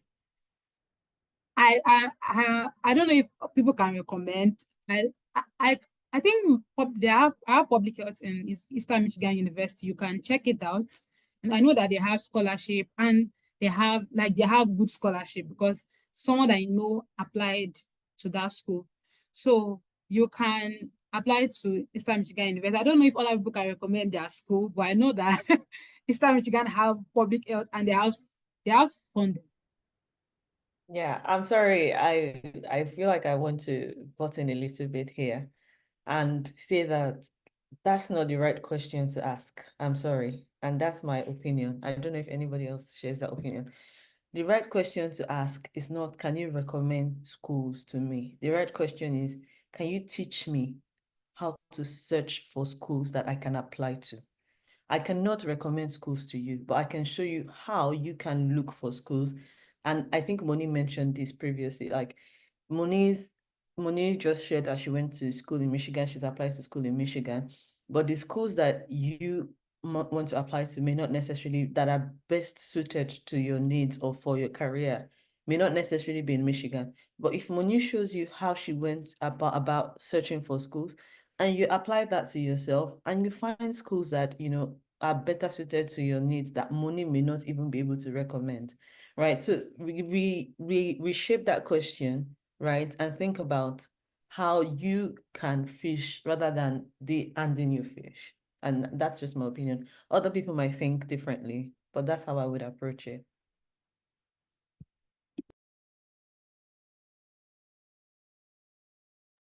Thank you very much for that. I mean, that's just answer the question. So someone asked about WES. How many people, I don't know, among the panelists, did you have your transcript evaluated? I know I had mine evaluated. No, mine was just directly transmitted from University of Lagos directly to my school, but they needed it in a mail, not an e-copy, but we didn't need a WES. I think Imish needed WES, Yeah. but not mine. Elizabeth, Yeah. I think my answer to that question would be, except your school is asking for WES, don't go ahead and start doing WES now. No, just wait until you're asked, because once you're asked and then you get your WES, you can use it for a particular period. So it doesn't expire that soon. So don't start spending money on that unless it's a necessity, really. Yes, and also I wanted to add that West actually evaluating your transcript can be very expensive. I think I paid like I think $250 or like $300 to evaluate transcript. So if you go ahead and evaluate your transcript, and the school do not need an evaluated transcript, you just wasted $250. And I also wanted to say that there are different type of evaluation agencies. Like, so one school I had in mind had a different evaluation agency they wanted me to use. Why Eastern Michigan wanted me to use West. So it is not wise for me to go ahead and use West if the school I want to go to have another evaluation agency they want me to use to evaluate my transcript. So please make sure that your school, number one, asks for evaluation before you do it. And also, because you want to really reduce the amount you spend on some unnecessary expenses like application fee. You can apply for application fee waiver. West, if the school does not need West, don't evaluate it.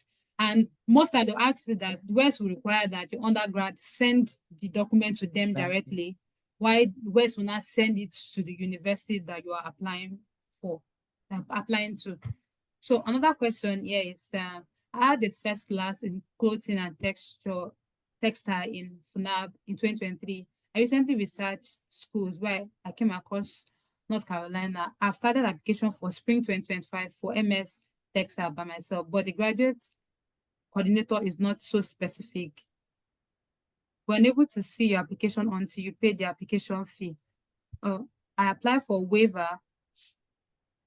I'm sorry. I applied for waiver, but I've not heard from them. I'm scared to not let the application fee of $85 waste. I'm not sure. Have the person paid? I'm not sure from the question. I hope you can see the question. I made alone I can see it. Yeah. Yeah, you read the question right. Maybe the person can unmute and If the person does not clarify. mind, you can unmute and explain. The person has not paid yet. I the read person, it as the person has paid. but the person said, I'm scared to not let the application fee $85 waste. So that part is it. So if you have paid and it's not reflecting yet, you can send an email to the record office to know what exactly is wrong. Yeah. Can send a period to the unmute. Does the person want to say something? No, I'm not the person, but I guess the person is trying to say that if he pays $85 and then they don't give him the admission or they don't give her the admission, so that's what I feel like. So they've not paid yet. Trying to say, yeah. If Pekula is here, Pekula can unmute and speak, except Pekula is not able to speak. Hello, good afternoon. Yeah, good. I actually went off. I think the network cut me off. Yes, I just started the application and I was told to pay the application fee of $85. But I sent an email to the graduate coordinator to request for an application fee waiver, but they've not replied. Yet one of the professors keeps saying that my application will not be reviewed if I've not paid for the application fee. So I'm so unsure that what if I go and pay this money and did not give me admission? What's the deadline for your application? The application closed already July 15th, but I submitted before then. Oh, you've submitted without paying the application fee. Wow. Yes. I didn't know that the system can even allow you to do that. Okay, that's strange. No, James, to your point, did you click submit or did you upload all your application? I clicked submit. And after submit, it took you to the payment page. Yes. And then you haven't paid. So it's like it's displaying submitted, but they said the application will not be reviewed. Yeah, it won't be reviewed. It's not paid, yes. And that's it. Okay, closed July. Okay, I think that you've submitted your application. It's in their record. It's in their file. But they are not going to touch it. That's what it means. That means that it's just there, just lying down there. They're not going to do anything about it. But I think that I had a conversation with my graduate coordinator about something like this, and he said that you can reapply the following year or the following semester. But since they already have like your documents in their record, you can, then when you reapply, you don't need to upload documents. All you just need to do is just to pay, fill your detail and pay, because they already have it in your record. But it's $5 is a lot too. Yeah, also like I have a question for you, Peculiar. Do you trust the application that you submitted? Yes. Is it a very strong application? Did Yes. someone look at it for you? Did someone edit it for you? No, I did everything by myself. If you ask for my personal advice, you can maybe send your portfolio to someone on this call, let them review it for you, right? And then get feedback from the person or from the people you send it to. Based on their review, make a decision if you think it's strong enough and it's competitive enough for the application. So you then pay the $85.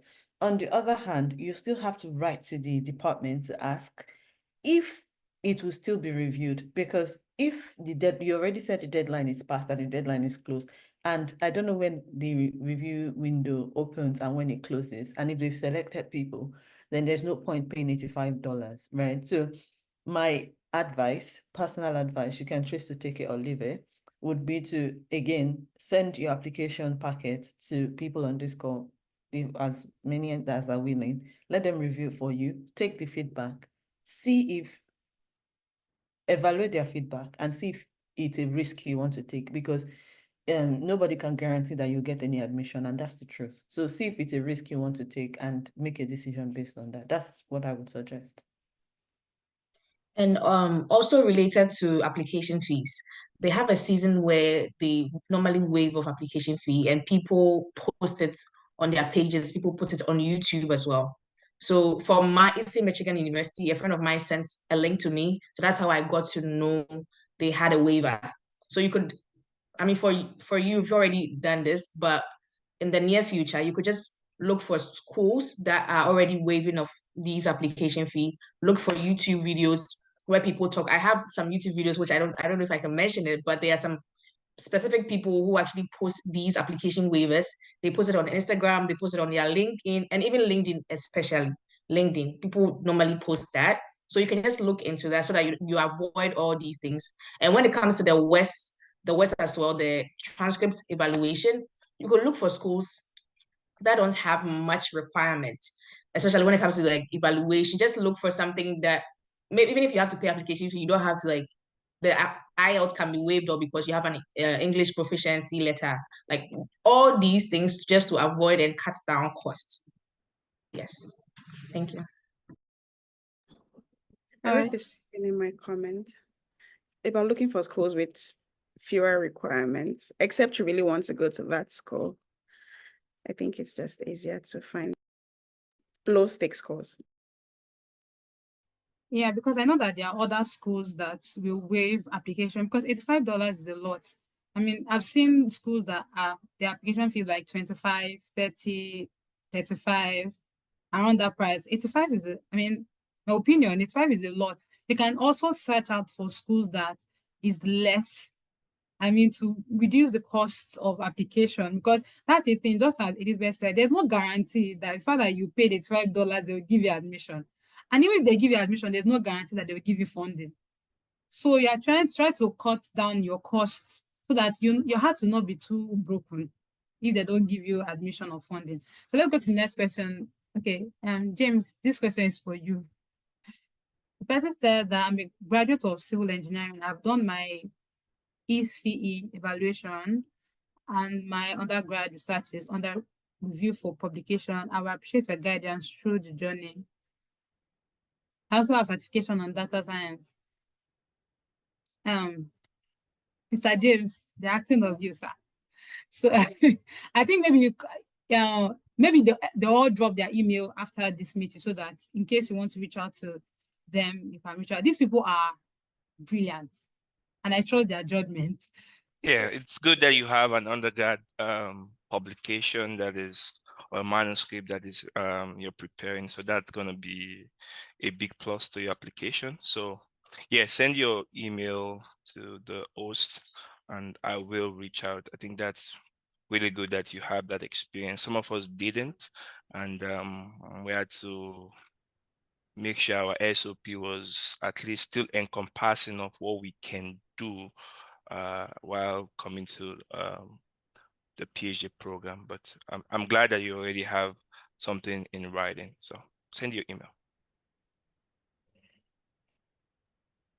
So someone asked a very beautiful question. He said that for a low GPA, can someone use GRE to boost it, or what else can be used to boost that apart from publication? Please, who can help? Fine. I can chip in. Okay. I'm already on mute.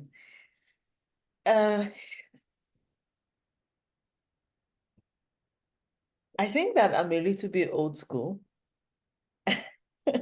in the sense that the strategies that people like, what I've seen, especially on Twitter, especially recent conversations about grad school application, it's almost as if people are preparing formulas and are giving it to people and say, this is the formula for grad school application, and if you do this, you would get in. And that doesn't work for me personally. And that's why I say I may be old school. And the most successful, and I'm going to say this, for the people that I've supported, I think I've had 99.9% success rate for supporting people. So I'm not saying this without evidence, right? I don't see graduate school as a application, as a pre-made formula that someone says, if you don't make it to, you need to do GRE to support. The truth is, even if you write GRE, if your school is not considering GRE, they probably would not consider your GRE during the evaluation process. It may be, it may not be. You wouldn't know because you're not the evaluator, right? So what I would recommend is this. For me, I've seen many people with tutu get into grad school without even writing GRE, and that's just the truth. I've seen, in fact, I have countless numbers of people that I know with or without GRE. The important thing is to know what is required of you for the school that you're applying to. And if you think that you want to write GRE, as Moni has emphasized over and over on this on this call or in this meeting, write to the graduate school coordinator and don't say that I have to, I want to do GRE. No, there are ways to frame these questions. There are ways to frame these emails. And that is why you need a mentor who already really, really has gone through the system in the US, because they know the language, they know how to approach things, they can advise you, they can edit your emails, right? So it will not be an email to say, oh, I have a tutu, can I write GRE? No, they would write to the university and say, oh, I want to increase my competitive chances in this round of application.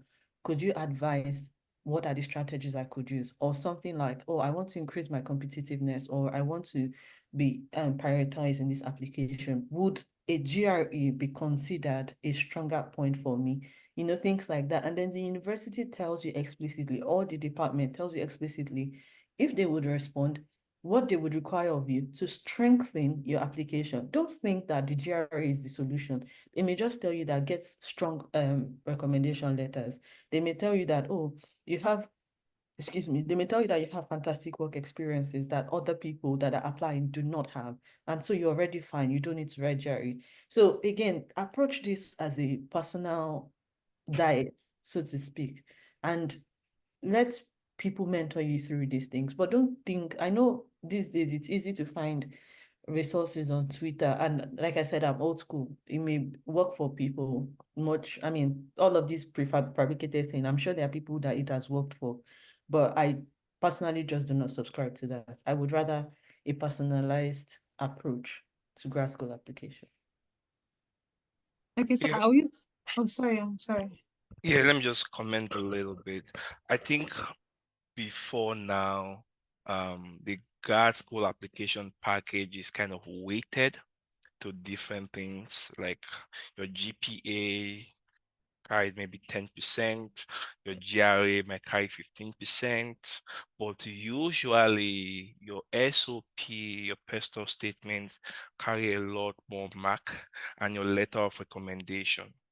And most schools now don't use GRA at all. So even if your GPA is not, it's on 2.2, don't sell yourself out, really. You said it over and over here. If you think you can do it, you can do it. Have a wonderful application package that um, revolves around your SOP, your experiences, unique experiences, and what you can give, showing leadership uh, capabilities, and your letter of recommendation. Really, I think sometimes some of us do really bad about relating with our mentors, like professors, so they don't have a lot to talk about us. And that's why I was saying, get involved with what's going on in your undergrad. Even if you have graduated, get involved with the professors, organize stuff. This is how they write something very personal about you, because people who read your application, your letter of recommendation, like, wow, I love this student. I want him in my lab. Or I'm going to recommend this student to this new professor that is looking for student that will take leadership in his lab. So, people, the admission committee, I think, pay more attention to those things than your GPA. So don't sell yourself out. All right, so just to wrap up this question, I had a 2-1 when I graduated from both undergrad and law school. I had a 2-1, and one of the things that helped build my profile, as I said, I didn't write any standardized tests. I knew that I did not want to write. I did not have the money to write it, and I did not have the time to write it. And what I did was that I built my leadership skill. I built, like, recently I saw Harvard score sheet for admissions. I was so shocked. The academic performance, like the academic results, because over 100 was 15 marks. And I was like, like Harvard, when they want to admit, it's not first class they're looking at. It is, so they looked, and I looked at volunteering and extracurricular activity was 35 marks. They want to see you outside of the class. They want to see how resilient you are. Like just as Blessing said, that because of our gap, that she was out of school, she used that experience, that career or academic gap as something, because many of these schools, so as Bessie said, they want to see how they can delegate work to you without having to be worried. Can this person undo it? Can this person do this? Because grad school is beyond grade. Like even when you are graduating, people are not concerned about grade in grad school. It's about your capacity to be resilient. And as I said, your statement of purpose is where you display your resilience. There are many reasons why many people have had 2-2 in undergrad. Some people have were sickle, like I know of someone that was sickle cell, and so her result was not so good because of her health. There are many reasons why people have 2-2.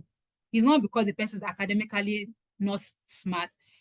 Some people are academically not so smart, but they are strict smart. The admission committee want to see how street smart are you, how outside of the classroom you are doing something. So that is just that. So apart from your GRE, which some schools may consider, build your leadership quality, your work experience, your extracurricular activity, and things like that. So, oh my God. Okay, so next question is that when is the best period to start applying for waiver? I think I asked someone this question about waiver. It is, I think I asked my husband. My husband said that it is the first day of resumption of a school. That is when the application open. Like when they resume, that's when the application for the following year will open, especially for Ivy League school. And most Ivy League school, by December, the application has closed. So you have to look at the time that they are resuming, maybe from the previous year. I feel like once a school application open, for schools that have application fee waiver, the application waiver should be open at the same time. But if you are not sure, you can send, as I said, an email to your graduate coordinator. Ask them first if they have application fee waiver. If they do, you can have follow up and say, I would like to inquire when is the best time to apply for the waiver, or if there's an application fee waiver code, something like that. I don't know if other person will chip it, but I just want us to go to this next question. I did not do PhD, so the PhD will answer it. How true is it that you need to get a thesis supervisor to secure funding? Also, when reaching out to potential supervisor, how can one show research aptitude if you do not have any publication? Before I give the PhD people, because right now I'm working on a video for my YouTube channel, how you can get admission without having without publication. Now, many people think that research experience means you have publication. If you write like final year paper, like final year, what does it call it? That's a research work. If where you are working, you are conducting research, like for example, when I was working in a law firm, I was doing research about cases. That is a research experience. So I don't want us to box ourselves to definition of research to be, I have a publication. We conduct research in different ways. They are both formal and informal research experience. As long as you are conducting, it's just like Elizabeth said, it's just the way you couch your profile that really, like for me, I didn't have any publication when I applied to school. I used my undergrad final year project, is it thesis, they call it in Nigeria, dissertation. This is as a research experience. I also used the fact that when I worked in the Ministry of Justice, I was conducting research on cases, on laws, on judicial precedent. Those are research experience. So let me leave it to the PhD people. Be any other person, sorry, down to chip in. Let me let me say this. So first of all, you need to reach out to the graduate coordinator to know if you actually need to directly reach out to professors or supervisors to get funding or to get admission before you do that. Because for the University of Michigan, they strictly warned us not to reach out to the professors. Your application package is all we need, and if you get in, it comes with full funding for the PhD program. Not all schools are like that, so you need to know if you need to kind of have, like, I think for Michigan Tech, before I got the admission, the professor called me in Nigeria and set up a Zoom meeting and started asking me questions. So I was actually having an interview. I was like, okay, the admission committee would reach out to you. So that was a different kind of admission process. And I didn't know that I needed to reach out to the supervisor. I just actually applied and, looked at the different professors there and connected my SOP to what they did, what they are doing. And one of the professors actually reached out to me to kind of do his own evaluation before I got the admission. But for University of Michigan, I didn't reach out to any professor, and I was advised not to, because you can, especially for Nigeria, you see, yeah, and I think, some of the challenges we face, some of us have no real research experience that really would move these professors.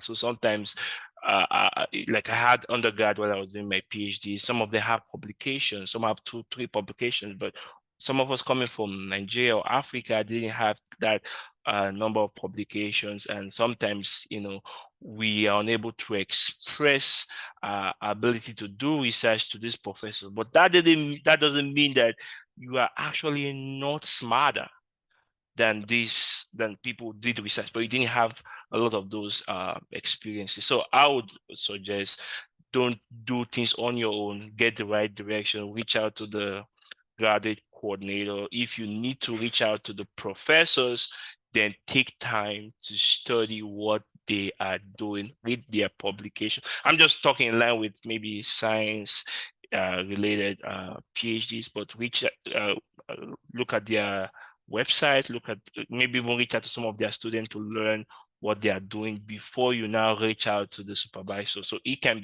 feel comfortable that it looks like this guy knows what I'm doing. I would like to have him or her in my lab, but don't do that except you know that you have to.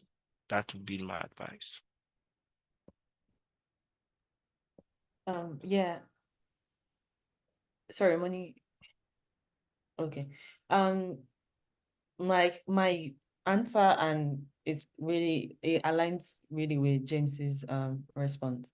And some schools, I've seen many schools explicitly tell you to not reach out to any academic staff in the course of your application. And if you do that, it automatically disqualifies you. So why would you want to use your own hand to disqualify yourself and apply and reach out to academic advisors to secure funding? So again, there is no formula to this thing. If the university on the website, you would see, even as part of your SOP, part of the, no school will just tell you submit an SOP. There's usually a prompt to respond to for your SOP, even if I've barely seen schools that do not have SOP prompts. And sometimes in your prompts, they will tell you, identify which of the professors you want to work with, something like that, right? And in that instance, James already said, go to the website, see the specialization of the professors, see whose specialization aligns with where you see yourself. So your career, your academic pursuits, all of that, see who aligns, and then put the name of the person. And if the school does not forbid you from reaching out to people, then you should reach out. There is a benefit in reaching out to people, and that's the truth, because sometimes these people advocate for you when you're not in the room, especially if you have a good rapport already. For example, anthropologists working in Africa, wanting students working in Africa already, right? And so they talk to students who are from Africa, who are applying or who want to apply to their school. And they just want to sample the person out and see if this is someone they can work with already, right? And sometimes they identify students like that and they know they want you. And so you apply to the school, and in the room when the decision is being made, they advocate for you. That happens, right? We cannot rule that out. But again, I will not say that getting a supervisor is the recipe for getting admission, no. Or is the recipe for securing funding, no. Check out what the school says, see if you have all the right documents, and if they don't ban you from reaching out to advisors, you can reach out to advisors, sample them out. In fact, it's not just your advisors that need to sample you out too. You also need to sample your advisors out. Grad school is wild. And I don't know if people talk about this enough, and that is something I emphasize, especially if you're applying for PhD. PhD would test you. I can't even I don't know how to put this in any, see, you don't need a PhD if you don't need it. And that's the truth. So I'm telling you now, if you plan to apply for PhD, I'm not trying to discourage you. If you don't think you need it, you don't need it. That's the truth. Except you talk to someone and the person tells you, oh, maybe you need it. But PhD will test you. And the kind of advisor, your advisor is one of the core forms of support that you will get on your PhD journey. So it's not just the advisor wanting to know you. You too, go and know your advisor, because you don't want someone that will come and frustrate you out of the PhD journey that you are on, right? I mean, I'm saying this as in Nigerian joking parlance and things, but the truth is you also have to be able to work well with your advisor. I mean, your advisor, your thesis advisor, your committee, because that would largely shape your PhD journey. All of us, sometimes you even find, if you ask all of us in the same program, how is our PhD? We all have different experiences because personalities matter. I have a personality. My advisor is a human being. So of course, that person also has a personality. Are we always clashing? If you're always clashing with your advisor, I don't think your PhD will be enjoyable, even though it's already difficult, right? So anyway, that is just to say that it's important to know your advisor sometimes, but please don't break the rule in the process because someone told you that supervisor is secure funding. That's not true. And how can you show research aptitude? Monia has talked about that. You should look forward to our YouTube video when she puts it out. But your research aptitude, and that's why I really appreciate that graduate schools ask for statement of purpose, because what you cannot communicate in your CV, your statement of purpose gives you the opportunity to communicate that deeply and succinctly. It's not about writing 1,000 words of nonsense or writing 1,000 words of the same thing, right? It's about communicating important points in your statement of purpose. And so Monia has talked about some, I think James has also mentioned some. The fact that you do not have a publication does not mean that you have not been involved in any research. If you produced any undergraduate dissertation, you've done research. If you've written any paper in undergrad, you've done research. In your place of work, if you've researched, if you've done any analysis or anything of the sort, you've done research. So how do you articulate all of these research experiences in your SOP, even though it's not reflected on your CV, right? And so it's that good balance. And I would say watch out for Moni's video again when it comes out. All right, thank you so much. So I think we have just two more questions and we're done. And so this person said that she studied health education and she wants to apply for public health in the US.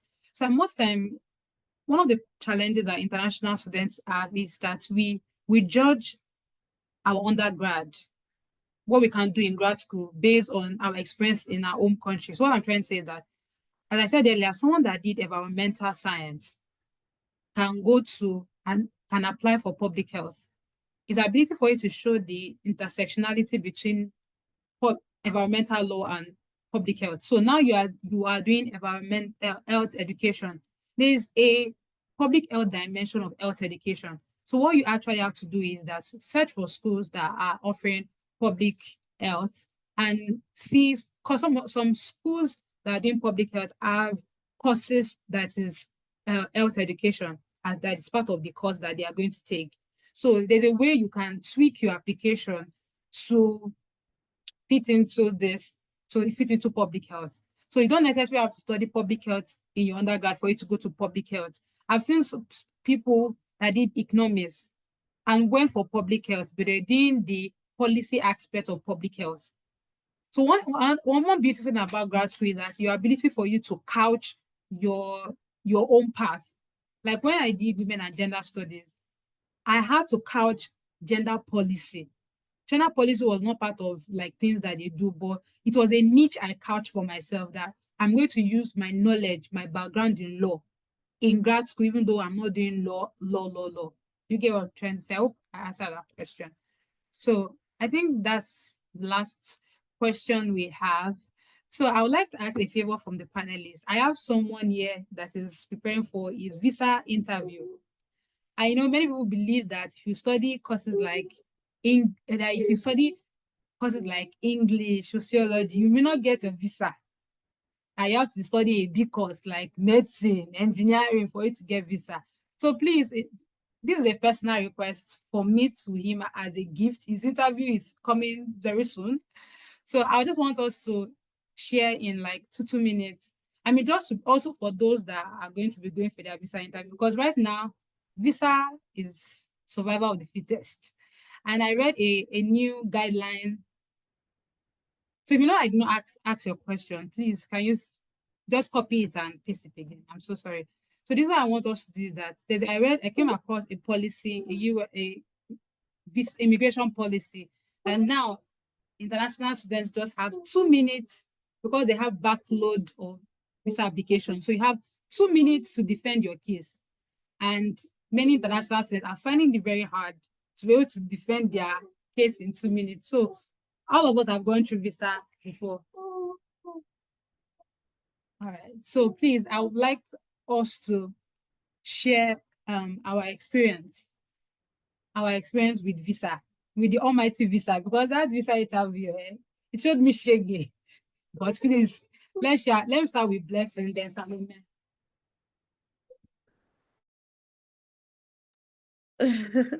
Okay, so I think I don't know where people have this perception about humanities, and because the truth is, if we all had doctors, then we wouldn't.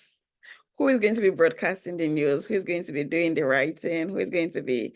You have to think of your job or your field of study as very important in the grand scheme of things. And I think it starts with your own perception and saying people that have. I studied English, by the way, and I didn't choose law.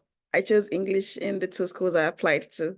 So it was something I wanted to do. I know there's this other perception that people who do English, if they chose law and they just give them English. Anyway, during my visa interview, he saw that I had funding, so that helped. And the second question he asked me just 2 questions.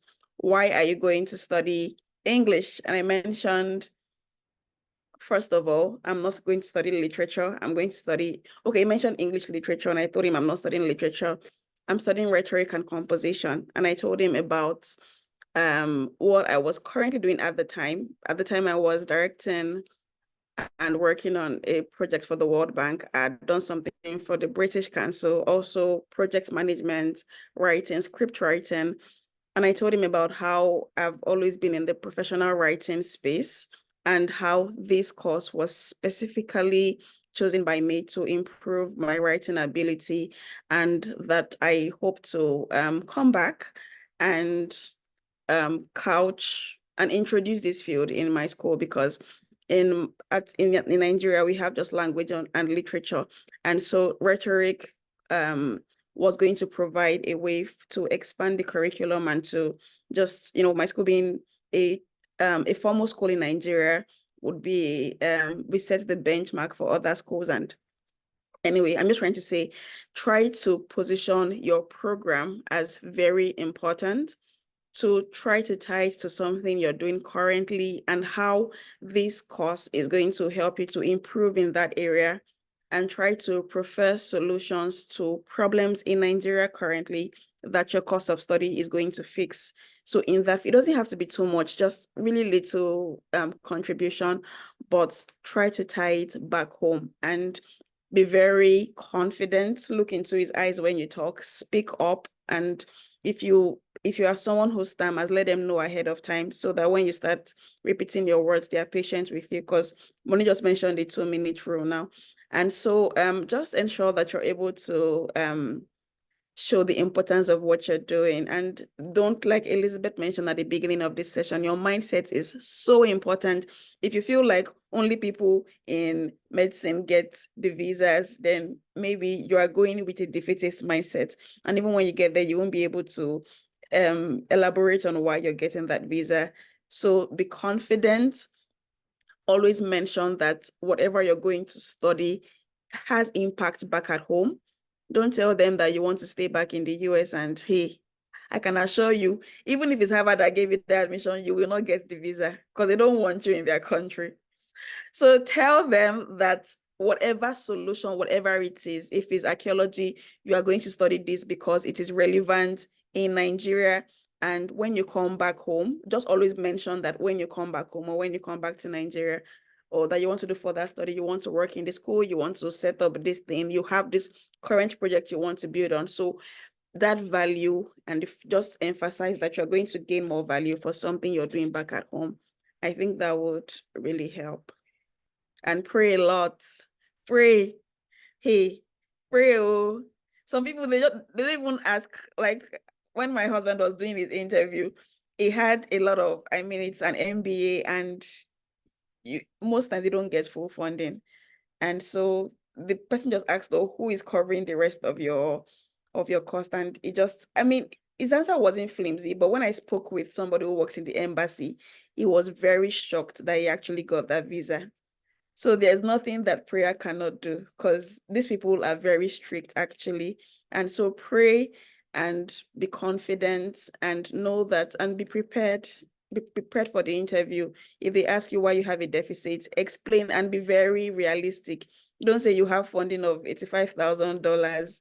And no, these people know, they know what they are doing. They've heard these stories many times. So yes, so pray, value, be confident. Yeah. All right, so Salome, please. Yes. Okay. So when it comes to courses, it depends on what you want. What's your interest? You have to start from what really interests you. So sociology, I know I'm interested in criminology, interested in probably mental health. And this one actually opens, for me, I think sociology and other courses, anthropology or any other social sciences, open doors for you. So I'm interested in maths. Do I want to go do like data analysis? You can even divert into going through sociology to do data analysis. It can just be anything. Just make sure, don't let other people discourage you. When I even when I got here, I got it. People were just telling me, why don't you do nursing? You're a lady. Why don't you do nursing rather than doing sociology? Just change your course. Is is easier to get more money. We have different factors, but what do you want? That's what you have to know first. And don't get discouraged from what people tell you. And when it comes to the visa, going through the visa application, going through the visa interview and all that, I would say you have to prep, get ready, like get yourself ready, get someone to ask the view, like how will you ask me these questions? Watch videos on it. So even for now, I I have a group. I mean, we have a group where we help people prep, people who are now in, I mean, most of them are Ghanaians, but we have other Nigerians in it as well, where they prep them. They ask them, they have someone who's like acting as a video, asking them questions. So if you want to join that group, my email, if you just email me, I could add you to the group. They just prep you.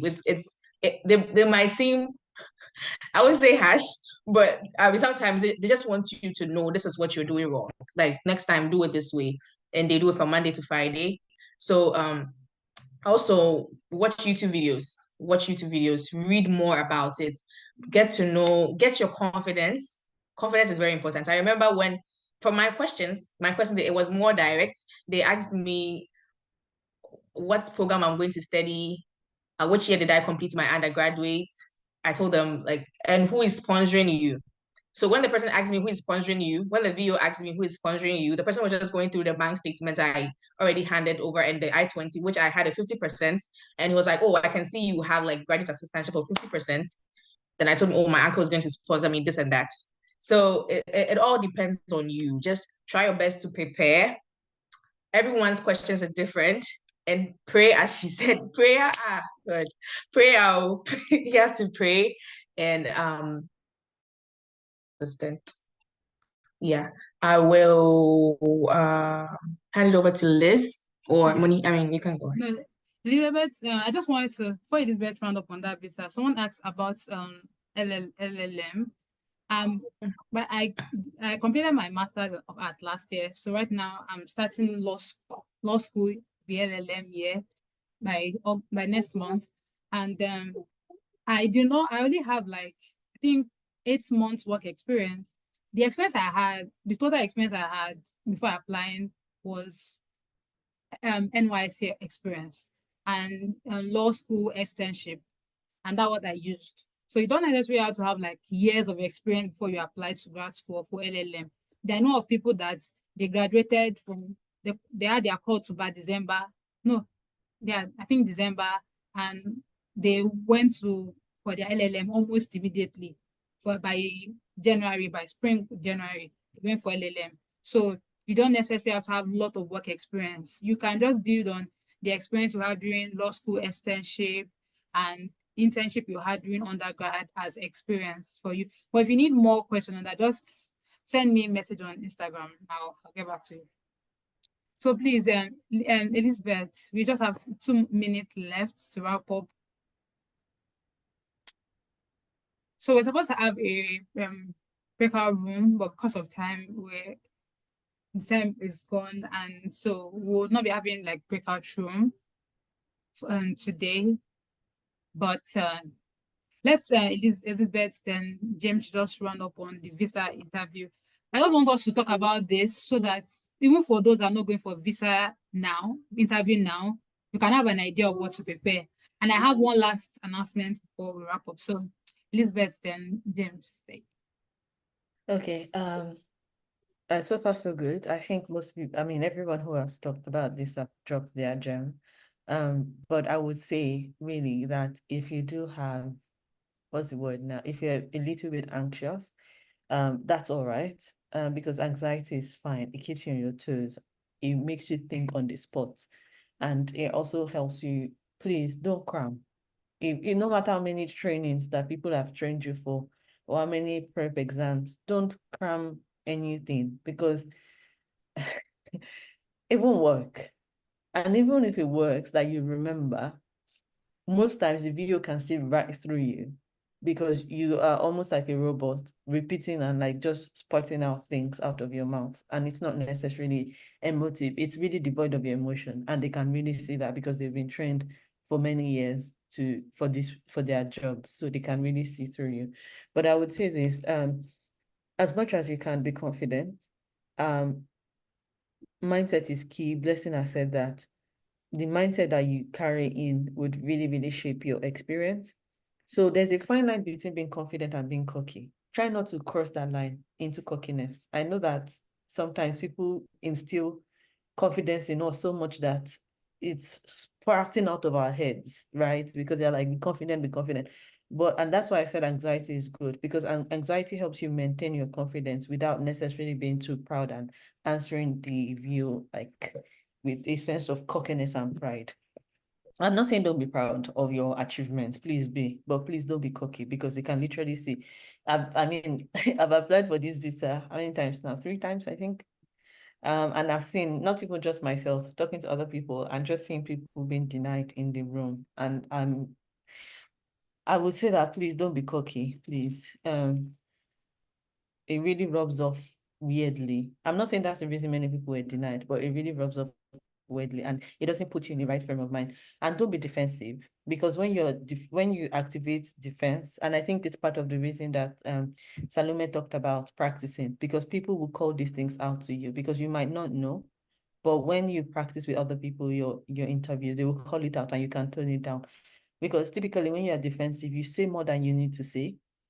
And that puts you in a very tight corner, because even in the process of answering questions, you're trying to defend when you should be responding.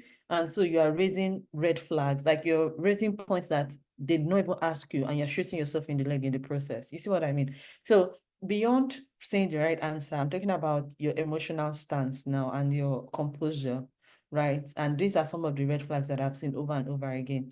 Try as much as you can to make it a conversation. Think of it, look, you're already here, right? And this is the final, this is the final step for you to get your visa and get into the country and do what you need to do, right? If you're the one who wrote your SOP and with edit, you already know what's in your SOP, you already know your course of study, you already know these things. So think of it as, don't think of it as someone attacking you to the extent that you become defensive. Think of it as someone really curious, not knowing anything about you or your work, asking you questions about yourself. And so you're telling the person what you know. But overall, in anything you do, try to tie it back to your career, and let your career be tied to how you can improve whatever it is you want to improve in your own country. Right. And I think that is the ultimate thing with visa interviews, because an F1 is a non-immigrant visa. You're not supposed to immigrate into the US with an F1 visa. So don't go to any embassy and start saying, I want to go to America to change the world, make America great again. That's not your goal, you know. Your F1 is the opportunity that America is offering you to come into the country, gather education, expand your network, expand your skill set. Take all of the things that America gives you, go back to your own country and improve your own country with it. So even if you plan to jackpot, I'm sorry, I'm not even a pro fan of jackpot anyway. Even if you plan to jackpot, the embassy is not the place to go and say you want to jackpot. You know what I mean? But really, your body language is so key that I cannot overemphasize. Please, when you train, ask people to give you feedback. When you're practicing, ask people to give you feedback, not to make you a robot or anything, but just to configure your frame of mind so that you're in the right headspace to go to an interview and you will excel. You know, I know that the rejection rate is increasing by the day, and the truth is, the only reason it's increasing is also commensurate to the number of people that are applying. More and more people are applying, and America has a bandwidth again. So we will not be unfortunate in Jesus' name. I'm also a Christian, I would say. We will not be unfortunate, and we would not become statistics in Jesus' name. But please, your body language is as important as what comes out of your mouth. So please, when you're practicing, ask people to give you feedback. Let them ask direct. How do you think? Do you think I should nod my head more often or smile more often or not? You know, but please don't go without practicing. Please don't. You would likely flunk it. Don't go without practicing. But when you practice, ask people to give you feedback. That's it. All right, thank you so much. We are like 4 minutes past our time, but I just wanted so before we round up, I just wanted to make an announcement. I still don't know how it's going to work, but very soon, by God's grace, I don't know when, I'm going to like put out like a form for 5 people that wants me to go through the assessment of purpose. I don't know if other guests will be interested, but to go through your assessment of purpose before you apply, go through your like profile before you apply. so that I'll let when the form is ready, I'll let you know. And when I discuss other guests, I'll let you know. But so let's James just wrap up about the interview. Oh yeah, I'll be very short. Graduate school application is hard work. I used about 1 year to prepare for graduate school because then I needed to prepare for GRE, prepare for TOEFL, and my SOP. So immediately I graduated, doing the NYC was all preparing for graduate school. So it's hard work. But after getting the admission, I think my perspective, which is what I would advise you to carry as a perspective, is that like I'm in the US, like it's not, this is just one of the, I've already got the admission. I applied, I paid fees, and they gave me admission. And I did all the tests. And then I will not get visa. So and I know it sounds extremely confident, which is what Lisa said, you know, be that confident, get rid of the issue that you might get cocky. Be that confident that you have gotten this admission, then you are coming. Right. And so that would help you to do the necessary remaining work. Because the work you have done before getting the admission is like 95%. So why is it that the 5% will now be a thing of you are scared about? That's where the place of practice is. I use Netherlands a lot. I know my wife used it too. So please, there's a lot of questions. Some of us did practice as if we're doing our own exam. We practice for like 3 weeks, a month, 4 hours every day, 3 hours every day. It was that intense because we knew we wanted to be in the US. So you might feel like, okay, you don't have that much time, but commit yourself to that practice. People will identify what is missing in your visa interview. I won't tell you that, oh, this is missing, do this. They are giving those suggestions, but in your own peculiar case, there might be something that is missing that nobody is saying. Yeah.